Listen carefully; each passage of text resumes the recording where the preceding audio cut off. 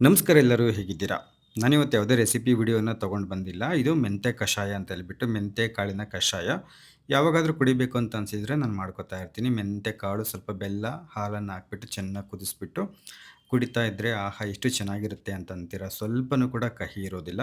ಮೆಂತೆ ಕಾಳನ್ನು ಕುಟ್ಟಿ ಪುಡಿ ಮಾಡಿ ಹಾಕೋದು ಬೇಡ. ಹಾಗೆ ಇಡೀ ಮೆಂತೆಯನ್ನು ಹಾಕ್ಬಿಟ್ಟು ಬೆಲ್ಲವನ್ನು ಹಾಕಿ ಚೆನ್ನಾಗಿ ಕುದಿಸ್ಬೇಕು. ಕುದಿಸಿದ್ವಿ ಅಂತಂದರೆ ತುಂಬ ರುಚಿಯಾಗಿರ್ತಕ್ಕಂಥ ಕಷಾಯ ಸಿದ್ಧವಾಗುತ್ತೆ. ಆರೋಗ್ಯಕ್ಕಂತೂ ತುಂಬ ಅಂತಂದರೆ ತುಂಬ ಒಳ್ಳೆಯದು. ಒಂದ್ಸಲ ಮಾಡ್ಕೊಂಡು ಕುಡೀರಿ, ನಿಮಗೆ ಗೊತ್ತಾಗುತ್ತೆ. ಇನ್ನು ಕೆಲವು ಪ್ರಶ್ನೆಗಳಿಗೆ ಉತ್ತರವನ್ನು ಕೊಡಬೇಕು ಅಂತ ಅಂದ್ಕೊಂಡಿದ್ದೀನಿ. ಅದೇನು ಅಂತಂದರೆ, ನಾನು ಸಾಕಷ್ಟು ವಿಡಿಯೋಗಳಲ್ಲಿ ನಮ್ಮ ಮನೆಯನ್ನು ತೋರಿಸಿದ್ದೀನಿ, ನಮ್ಮ ಬಾಡಿಗೆ ಮನೆಯನ್ನು. ಅದರಲ್ಲಿ ಸಾಕಷ್ಟು ದೇವರ ಫೋಟೋಗಳು ಇದ್ದಾವೆ. ಅದಕ್ಕೆ ಕೆಲವರು ಕೇಳಿದರು, ಇಷ್ಟೊಂದು ದೇವರ ಫೋಟೋಗಳನ್ನು ಯಾಕೆ ಇಟ್ಟಿದ್ದೀರಾ ಅಂತೇಳಿ.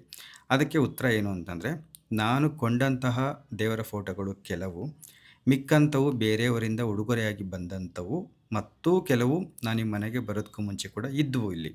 ಆಮೇಲೆ ಇನ್ನೂ ಕೆಲವು ಇಲ್ಲಿ ಇದ್ದ ಅಂದರೆ ಅವ್ರು ಪೂಜೆ ಮಾಡ್ತಾಯಿದ್ದು, ಅವರು ಬೇರೆ ಕಡೆ ಬಿಟ್ಟು ಹೋದಾಗ ಅವ್ರ ಫೋಟೋಗಳನ್ನು ಕೂಡ ಬಿಟ್ಟು ಹೋಗಿರ್ತಾರೆ. ನಾನು ಅದನ್ನು ಅಲ್ಲಿ ಇಲ್ಲಿ ನಾನೂ ಕೂಡ ಬಿಟ್ಟು ಬರದಂಗೆ ಜೊತೆಯಲ್ಲೇ ತೊಗೊಂಡು ಬಂದಿದ್ದೀನಿ. ಆ ಥರ ಫೋಟೋಗಳು ಕೂಡ ಇದ್ದಾವೆ. ಯಾಕಂತಂದರೆ ನನಗೆ ಈ ದೇವರ ಫೋಟೋಗಳನ್ನು ಎಲ್ಲೆಂದರಲ್ಲಿ ಇಡೋದಕ್ಕೆ ಇಷ್ಟ ಆಗಿಲ್ಲ. ಫೋಟೋಗಳು ಚೆನ್ನಾಗಿದ್ವು. ಭಿನ್ನ ಆಗಿದ್ದರೆ ಬಿಡು, ಅದನ್ನು ವಿಧಿವತ್ತಾಗಿ ವಿಲೇವಾರಿ ಮಾಡೋಣ ಅಂತ ಅಂದ್ಕೋಬೋದು. ಫೋಟೋಗಳು ಚೆನ್ನಾಗಿದ್ವು. ಹಾಗೆ ನಾನು ಏನನ್ನ ನಂಬ್ತೀನಿ ಅಂತಂದರೆ, ಯಾವುದೇ ದೇವರು ಯಾರಿಗೂ ಕೂಡ ಕೆಟ್ಟದ್ದನ್ನು ಮಾಡೋದಿಲ್ಲ.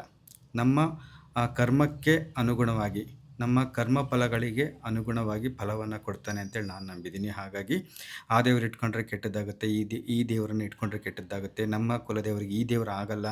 ಈ ಥರದವು ಸಾಕಷ್ಟು ಪದ್ಧತಿಗಳಿದ್ದಾವೆ. ನಾನು ಅದನ್ನು ತಪ್ಪು ಅಂತ ಹೇಳ್ತಾ ಇಲ್ಲ. ಆಯಿತಾ? ಪದ್ಧತಿಗಳಂದರೆ ಅದರಿಂದ ಯಾವುದೋ ಒಂದು ಕಾರಣ ಇದ್ದೇ ಇರುತ್ತೆ. ಅದನ್ನು ಪಾಲಿಸಬೇಕು, ಪಾಲಿಸೋಣ. ಆದರೆ ಈ ಒಂದು ವಿಚಾರದಲ್ಲಿ ಏನಾಗಿದೆಯಪ್ಪ ಅಂದರೆ, ನಾನು ಆ ಒಂದು ದೇವರ ಫೋಟೋಗಳನ್ನು ಎಲ್ಲೆಂದರಲ್ಲಿ ಇಟ್ಟು ಬರಲಿಕ್ಕೆ ನನ್ನ ಮನಸ್ಸು ಒಪ್ಪಲಿಲ್ಲ. ನನ್ನ ಕೈಲಿ ಆಗಲಿಲ್ಲ ಅದು. ಹಾಗಾಗಿ ದೇವ್ರ ಹತ್ರ ಹೋಗಿ ಮಾತಾಡಿದೆ. ನೋಡು ದೇವರೇ, ನಾನು ನಿಮ್ಮ ಫೋಟೋಗಳನ್ನು ತೊಗೊಂಡು ಬಂದಿಲ್ಲ. ನೀವು ನನ್ನ ಹತ್ರ ಬಂದು ಸೇರಿದ್ದೀರ. ಹಾಗಾಗಿ ನೀವು ಚೆನ್ನಾಗಿರೋಣ. ನಮ್ಮಲ್ಲಿ ನಮ್ಮ ಮಧ್ಯೆ ಯಾವುದೇ ರೀತಿ ವೈಮನಸ್ಸು ಬೇಡ. ನಿಮ್ಗೇನೇ ವೈಮನಸ್ಸಿತ್ತು ಅಂದರೂ ಕೂಡ ನಿಮ್ಮನ್ನು ಯಾರು ಉದ್ರಿಸಿ ಹೋಗಿದ್ದಾರೆ ಅವ್ರ ಹತ್ರ ಇಟ್ಕೊಳ್ಳಿ. ನೀವು ನನ್ನ ಹತ್ರ ಬಂದಿದ್ದೀರಾ. ನನಗೆ ಆದಾಗ ಹೂಪತ್ರೆ ಹಾಕಿ, ಕೈ ಮುಗಿದು ಒಂದು ಊದಿನ ಕಡ್ಡಿ ಹಾಕಿ ಅಡ್ಡ ಬೀಳ್ತೀನಿ. ಆಯಿತಾ? ನನಗೆ ಯಾವುದೇ ರೀತಿ ನೀವು ಕೆಟ್ಟದ್ದು ಮಾಡಂಗಿಲ್ಲ. ಯಾಕಂದರೆ ನಿಮ್ಮ ಕುಲದೇವ್ರಿಗೆ ನಾನು ಆಗಲ್ಲ, ನೀನು ಯಾಕೆ ನನ್ನ ಇಟ್ಕೊಂಡು ಪೂಜೆ ಮಾಡ್ತಿದ್ದೀಯಾ, ಹಾಗೆ ಹೀಗೆ ಅಂತ ನೀವು ಯಾವತ್ತೂ ಕೂಡ ಕೆಟ್ಟದ್ದು ಮಾಡಂಗಿಲ್ಲ. ನೀನು ಫ್ರೆಂಡ್ಸ್ ಅಂತೇಳಿ ನಾನು ಮಾತಾಡಿ ಆ ಥರ ಡೀಲ್ ಮಾಡಿಕೊಂಡು ಎಲ್ಲ ದೇವ್ರ ಫೋಟೋಗಳನ್ನು ಇಟ್ಕೊಂಡಿದ್ದೀನಿ, ಪೂಜೆ ಮಾಡ್ತಾಯಿದ್ದೀನಿ. ಇನ್ನು ಕುಲದೇವರ ಫೋಟೋವನ್ನು ಯಾಕೆ ಇಟ್ಟಿಲ್ಲ ಅಂತ ಕೇಳಿದರೆ, ನನಗೆ ಈ ಒಂದು ಯೋಚನೆ ಇದುವರೆಗೂ ಬಂದಿಲ್ಲ. ಅಂದರೆ ಕುಲದೇವರ ಫೋಟೋವನ್ನು ಇಟ್ಕೊಂಡು ಪೂಜೆ ಮಾಡೋದು ಒಳ್ಳೆಯದೇನೆ, ಆದರೆ ನಾನು ಇದುವರೆಗೂ ತೊಗೊಂಡು ಬಂದಿಲ್ಲ. ಯಾಕಂತಂದರೆ ನಾವು ಮೊದಲು ಫ್ರೆಂಡ್ ಜೊತೆ ರೂಮಲ್ಲಿ ಇರ್ತಾ ಇದ್ವಿ. ಹಿಂಗಿರಬೇಕಾದ್ರೆ ನಮ್ಮದೇ ಆದ ರೀತಿ ನೀತಿಗಳನ್ನು, ನಮ್ಮದೇ ಪದ್ಧತಿಗಳನ್ನು ನಾವು ಇತರರ ಮೇಲೆ ಹೇರೋಕ್ಕಾಗತ್ತಾ? ಇವತ್ತು ನಮ್ಮ ದೇವ್ರ ವಾರ, ಯಾಕೆ ನೀನು ಮೊಟ್ಟೆ ತಂದು ಮಾಡಿದೀಯಾ, ಗೊತ್ತಾಗಲ್ಲ ನಿನಗೆ ಅಂತ ಕೇಳೋಕ್ಕಾಗತ್ತಾ? ಆಗಲ್ಲ. ಎಲ್ಲರಿಗೂ ಕೂಡ ಅವ್ರದ್ದೇ ಆದ ಕುಲದೇವರು ಇರುತ್ತೆ, ಅವ್ರದ್ದೇ ಆದಂಥ ಪದ್ಧತಿಗಳಿರುತ್ತೆ, ಅವ್ರದ್ದೇ ಆದ ಆಚರಣೆಗಳಿರುತ್ತೆ ಅಲ್ವಾ? ನಮ್ಮದೇ ಒಂದು ದೊಡ್ಡದು ಅಂತೇಳಿ ನಾವು ಹೇಳೋದಕ್ಕಾಗೋದಿಲ್ಲ. ನಾವು 4 ಜನದ ಜೊತೆ ಇದ್ದೀವಿ ಅಂದಾಗ ನಮ್ಮದೇ ಸ್ವಂತ ಮನೆಗಳಾದರೆ ನಾವು ಹೇಗೆ ಬೇಕಾದರೂ ಬದುಕಬಹುದು. ಹಾಗಾಗಿ ನಾನು ಕುಲದೇವರ ಫೋಟೋವನ್ನು ಇಟ್ಕೊಂಡಿಲ್ಲ. ಇರ್ತಕ್ಕಂಥ ದೇವರ ಫೋಟೋಗಳಲ್ಲೇ ನಾನು ನನ್ನ ಕುಲದೇವರನ್ನು ಕಾಣ್ತೀನಿ. ದೇವರು ಕೇಳೋದು ಇಷ್ಟೇ, ಶುದ್ಧ ಭಕ್ತಿ ಒಂದು.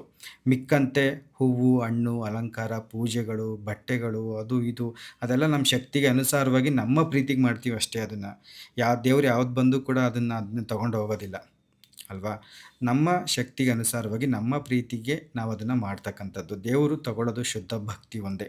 ಇದನ್ನು ನಾನು ಭಾಳ ನಂಬಿದ್ದೀನಿ. ನಾನು ಬಲವಾಗಿ ನಂಬಿರೋದು ದೇವರ ನಾಮಸ್ಮರಣೆಯನ್ನು.